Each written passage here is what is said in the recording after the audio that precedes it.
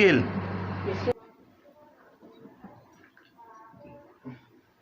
Hello my dear students, एक बार फिर से स्वागत है आपका आपके अपने YouTube channel success points Narwar में। मैं राजन सर एक बार फिर से आपका हार्दिक स्वागत करता हूं। जैसा कि वीडियो के थंबनेल से आपको पता चल गया होगा, आज हम क्लास 6 का मैथ पढ़ेंगे, जिसकी एक्सरसाइज 4.3 को सॉल्व करेंगे, जो कि क्या है, जियोमेट्रिकल बेसिस आइडियाज हैं। तो आइए हम उसे सॉल्व करते हैं। सबसे पहले उसका क्वेश्चन नंबर जो 1 है वह है आपकी स्क्रीन पर ये रहा। डायग्राम कुछ ऐसा है।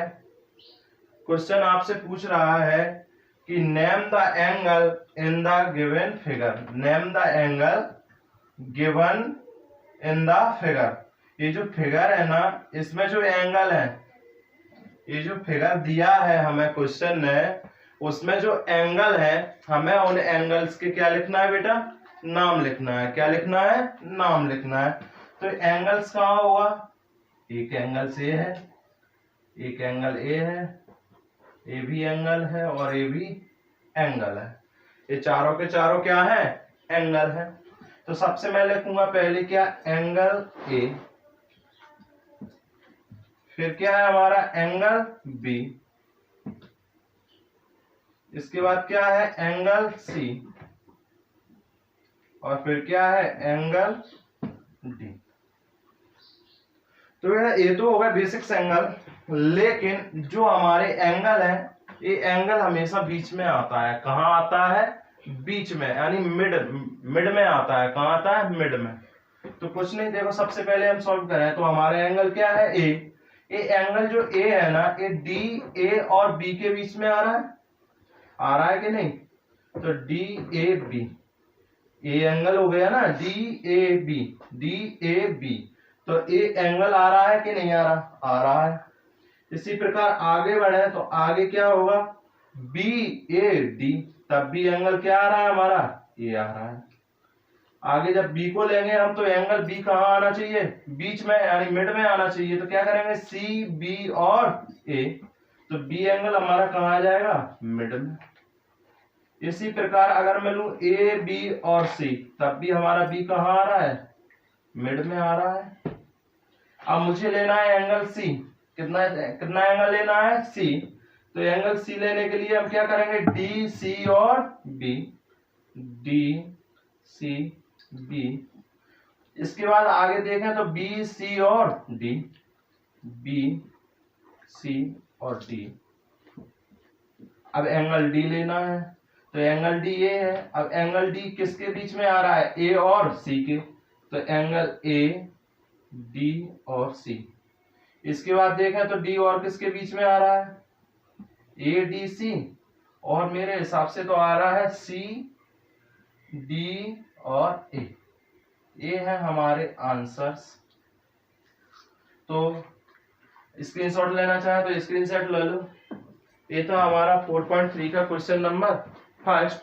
अब हम चर्चा करेंगे क्वेश्चन नंबर सेकंड की, जो कि ये रहा आपकी स्क्रीन पर। तो अगला क्वेश्चन है हमारा, ये है। इसमें वो हमसे बोल रहा है, in the given diagram name the points. एक जो डायग्राम दिया है ना हमें, इसके क्या लिखना है, हमें पॉइंट्स लिखना है। जो उसने 3 क्वेश्चंस किए हैं हमसे, इन 3 क्वेश्चंस के पॉइंट्स बताना है जो हमसे उसने क्वेश्चन में पूछे हैं। तो सबसे पहले वो बोल रहा है हमसे, in the interior of angle D O E, यानी कि इन द इंटीरियर, इंटीरियर मतलब अंदर, इंटीरियर मीन्स अंदर, ऑफ डी ओ ई, जो एंगल है ना हमारा डी ओ ई, जैसे कि ए रहा, डी और ओ और ए, ये जो एंगल है ना, यहाँ पे वो हमसे पूछ रहा है इंटीरियर पॉइंट कौन सा है, मतलब अंदर पॉइंट क्या है। तो बेटा देखो डी ओ ई, अब इसके अंदर का भाग ये है, पूरा यही है अंदर का। तो इसमें क्या पॉइंट आ रहा है, केवल ए। तो हमारा आंसर क्या हो जाएगा, ए, क्योंकि डी ओ और ई के जो इंटीरियर पार्ट में पॉइंट है वो केवल क्या है, ए है। केवल क्या पॉइंट है, ए पॉइंट है। अगला क्वेश्चन है हमारा, ये हमारा आंसर है, सॉल्व है। सॉल्व तो पहले ही लिख रखा है मैंने, कोई दिक्कत नहीं, सॉरी। अगला जो क्वेश्चन है, in the exterior of EOF, in the exterior of angle EOF, यानी कि जो EOF बेटा ये E है और ये OF है, यानी कि ये EOF के बीच में नहीं पूछ रहा है, वो एक्सटीरियर पूछ रहा है। क्या पूछ रहा है? एक्सटीरियर। मतलब इन दोनों के जो बीच में है वो पॉइंट्स हमें नहीं बताना है, इनके जो बाहर है वो वाले पॉइंट बताना है। तो इनके बाहर कौन कौन से पॉइंट्स हैं? देखो EOF, तो पहला पॉइंट क्या है बाहर? A। इधर क्या बाहर है? C। अगर मैं देखूं EOF के बाहर तो क्या है? D भी है। क्या है? D। तो क्या हो जाएंगे हमारे A, C और D। जो एक्सटीरियर पॉइंट है वो कौन कौन से हैं? A, C और D। जो इंटीरियर पॉइंट है वो कौन सा है? केवल A। अब वो पूछ रहा है ऑन EOF, ऑन EOF, यानी कि जो एंगल बन रहा है ना O पर, EO एंगल हमेशा कहाँ होता है? मिड में होता है। तो EOF पर जो एंगल बन रहा है उनके ऊपर टोटल कितने पॉइंट्स हैं, वो ये पूछना हमसे चाह रहा है। तो देखो सबसे पहले E तो है, E है, E के बाद B है, O भी है और F भी है।